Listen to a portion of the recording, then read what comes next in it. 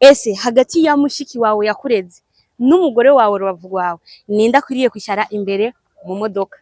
Mushiki wa Mike atangura gutera vurugu aho baba, no kuvuga yaguma ari mu kajagari, hageze gufungura akavyuka mu gatondo akaja kuvyura belsere wiwe ati iyumvire abageni bari mu ngeni right. Hama mushiki wawe araje kudodora ku rugi mukiryamye mu gatondo, akaca abwira umugore wawe ati vyuka ugende untegurire icayi.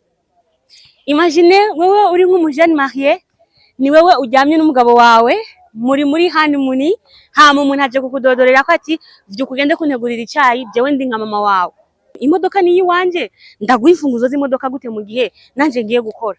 Aravuga ati umviriza, ibintu byose biri muri ino nzu ni yasho yanje. Namba warahuye n'umugabo wawe mwahuye, ariko ni jewe namugize kuba uwo ari we, ni jewe natumye umuhura ukabona uko ameze neza, amashuri akayiga kayamara. Iyo atari kwiga ntabwo mwari guhurira muri ama-engineer mwese ngo muheze mube umuntu umwe. Yaramukubise aramukubita ibintu birakomera, maka Berser agwa hasi amera nk'umuntu atawubwenge. Wa mushiki wa Mike acatora ifunguruzo acarigira afata imodoka arayatsa aja mu vyiwe. Guess what?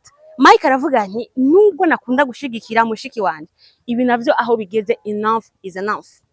Ivyo arabitorera birahera. Umugore baramutora kwa muganga basanga n'imana zose inda yagira iveyo, ariko imana yakinze ntiyavayo, ariko hari hasigaye gato kugira ngo inda ivemo.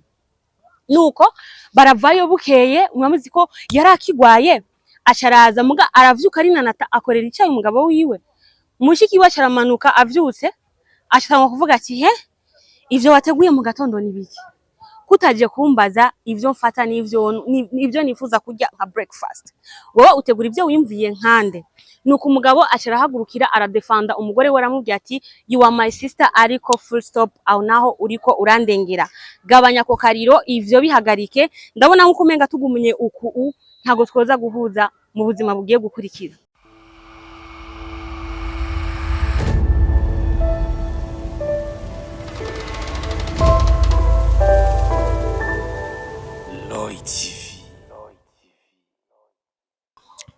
Ndabaramukije abakunzi ba Roy TV muriko muradukurikirana. Ni Bella Shaka kuri micro za Roy TV nkuko mutaze mumenyereye. Uno munsi ni umunsi w'ikiganiro inkuru nyigisho. Inkuru nyigisho nyigisha ndakwigishe twigishanye. Guess what? Uno munsi naguteguriye inkuru iza kukwigisha cyane. Ndagusavye ufate ikaye n'ikaramu hama duheze twige. Behind camera Pasi Pro abikora neza.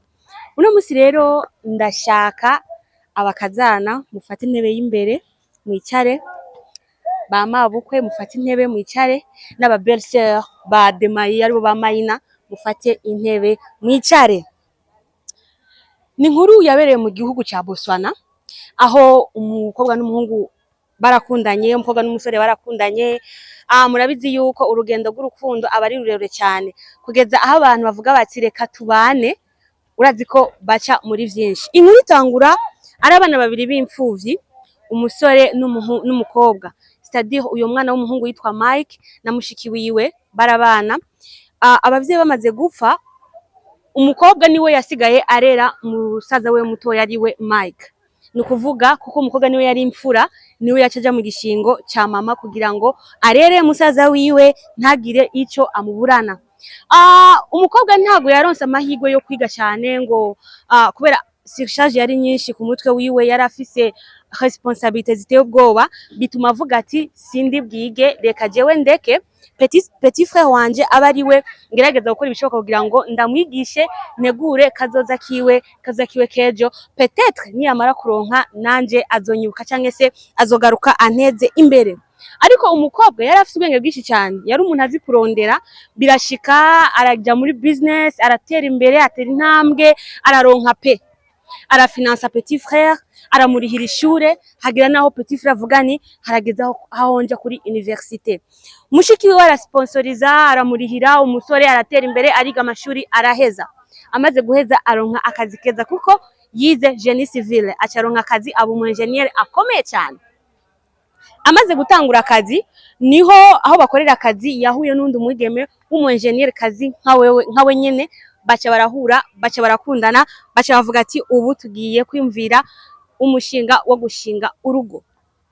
Babihuriza ko bamaze kubiruza ko twege turi bandugira ngo tuvuge oya. Umukobwa arashima Mike arashima umukobwa, hageraho bavuga ati reka dutegure mariage.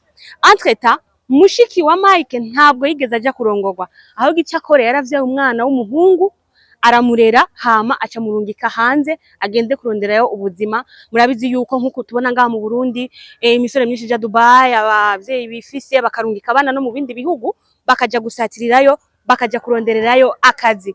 Niko rero na mushiki wa Mike yavuze ati uyu mwana wanje reka ndamurungike abroad kugira ngo agende kuronderayo ubuzima, yiteze imbere nawe nyene yubake kazoza kiwe. Nuko rero tugaruke kuri Mike ku kazi arahuye n'umukobwa, baravyumvikanye ko bateguye ko bobana, mariage iraba, baba umugore n'umugabo, baba umuntu uyu umwe. Ariko rero mushiki wa Mike ahantu yarari yaguma avuga ati musaza wanje ko ubu azanye umugore, mbega kuko mushiki we yaramaze kwishiramo nko kumenga niwe muvyeyi kuri Mike, niwe mama, niwe vyose, kuko Mike igihe cyose akeneye ikintu ya telefona grand sœur wiwe. Nukuvuga n'umwana yareze, murabizi ko abavukana asasa niyo abavyeyi bapfuye ujya mukuru niwe asigara ameze nkande nk'umuvyeyi, niwe aba mama amaze kuba ari umukobwa cyangwa se umwigeme niwe aba mama. Rero bica bigenda gute? Mike azana umugore, yaramaze kubaka inzu, kira kintu, nukuvuga yaramaze gutera namwe mu by'ubuzima, yaramaze kuba somebody. Bamaze kubana rero mushiki wa Mike yaciye ava iwiwe acaza mu rugo kwa Mike, aza gupasayo vacances, avuga ni ko amafaranga hari ubu ndafata amezi 4 ngumane na musaza wanje ngende kuruhuka, kuko n'umwana nareze nzoba ndi nk'umuvyeyi, nzoba ngiye gusa bame ubuzima bwiza, banyiteho, banyitwarike, hama sigare ndi mujisho.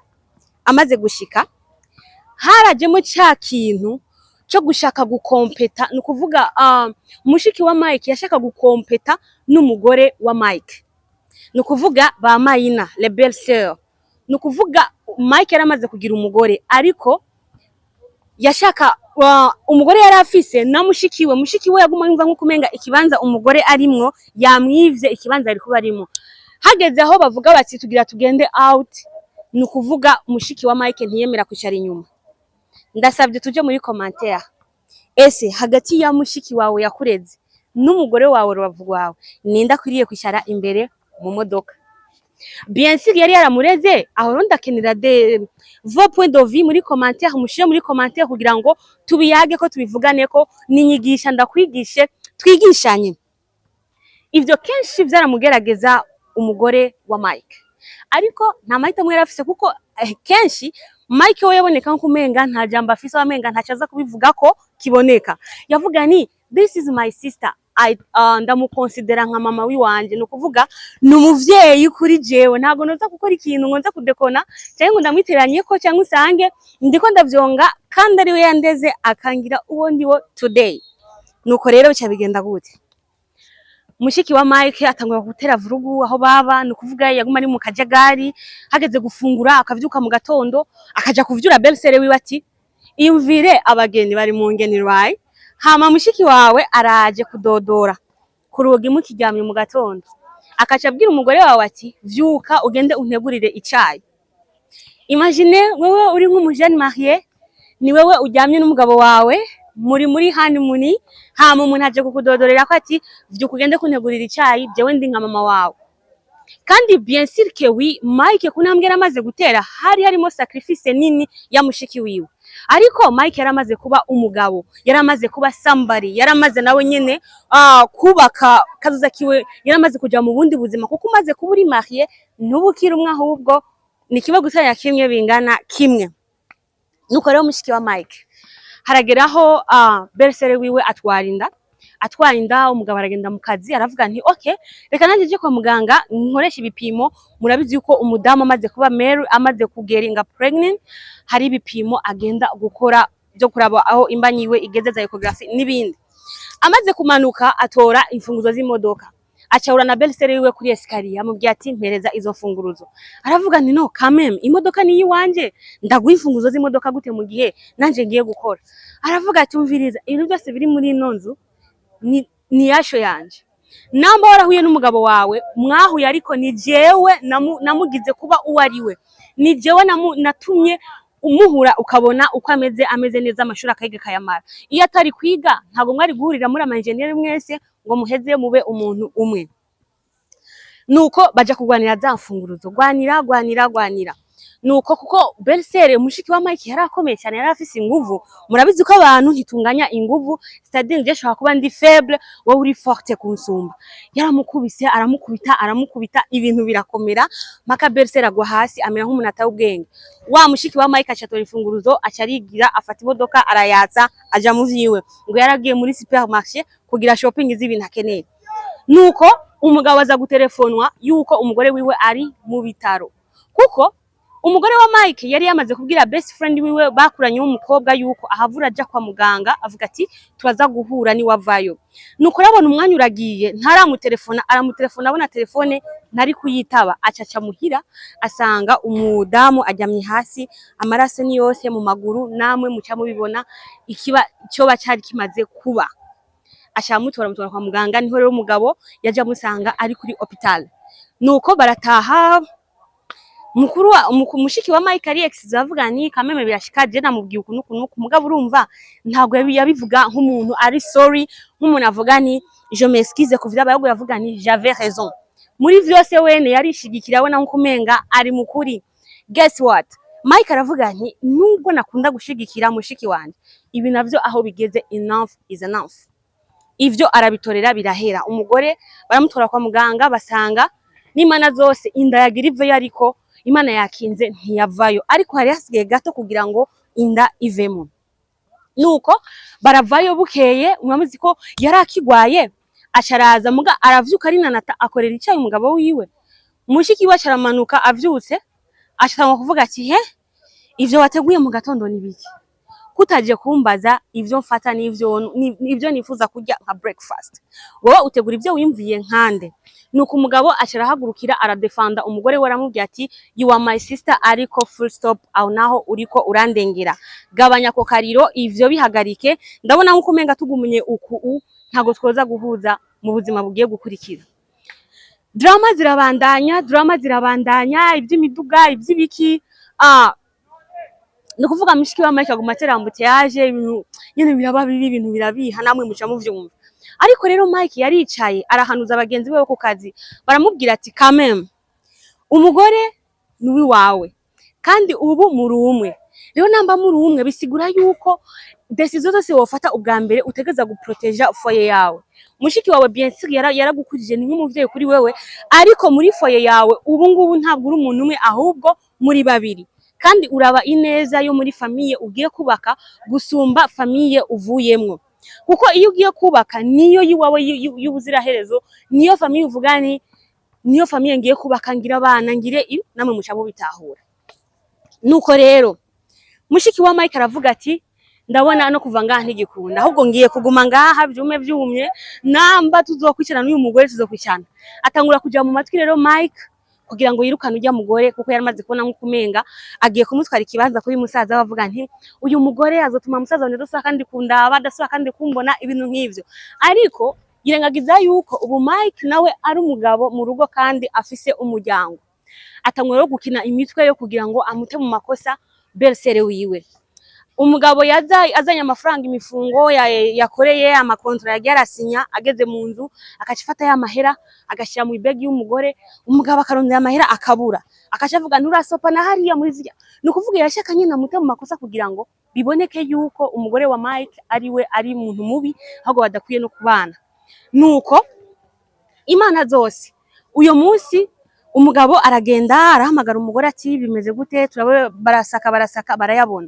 Ariko kubera ukuntu yarazi umugore wiwe, ukuntu bakoranye akazi n'ubwizigirwa afise, kandi ko basanze banasangira buri kimwe, vyatumye yiyumvira kugera kure. Aravuga ati ko ni gute mushikanje yaciye azakambira ati ronderera muri rya sakoshi, yamenye gute ko ajya amahera bari muri rya sakoshi mu gihe n'ubwo umugore wanje yatoye mu cyumba cyanje, yabonye gute ko yatoye yashira muri rya sakoshi.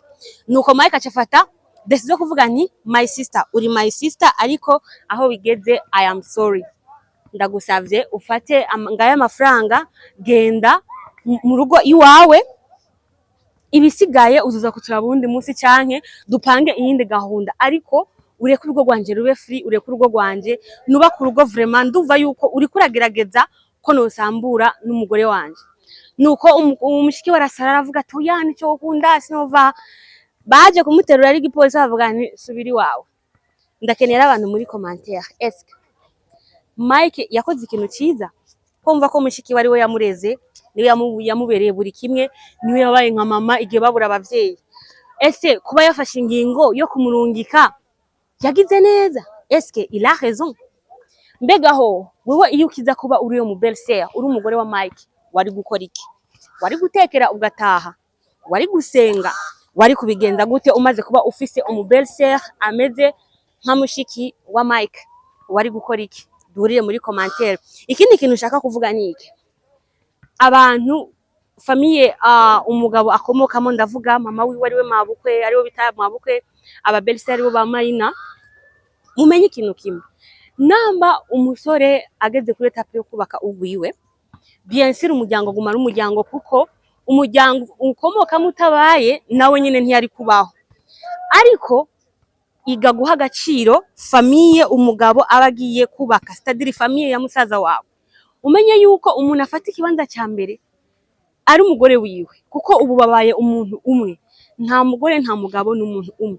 Ego ushobora kuvuga ati abo muvukana ntibo guhinduka, ariko umugore yo guhinduka. Kamwe mawe rinze umwizera ukamugira umugore wawe, c'est-à-dire yuko aba ya partner ku buzima bwawe kandi mwa musangiye vyose.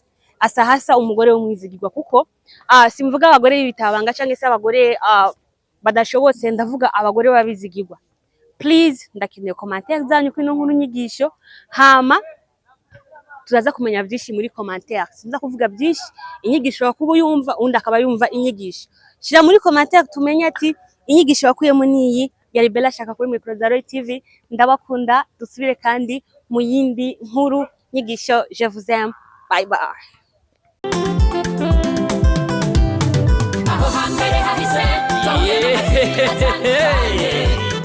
Imutangwe muri Roy TV. Ibizoza tukaba tubikesha umutama w'amateka bita Roy wubahwe. Ico utarabona uterekwa n'ukuramba. Bintu nyaragase duhuriye muri Roy TV. Ibiganiro byiza muzobisanga muri Roy TV. Amakuru meza muzoyasanga muri Roy TV. Ibintu byose bigenda bisa muri Roy TV. N'ahandi uzosanga ibihangange atari Roy TV.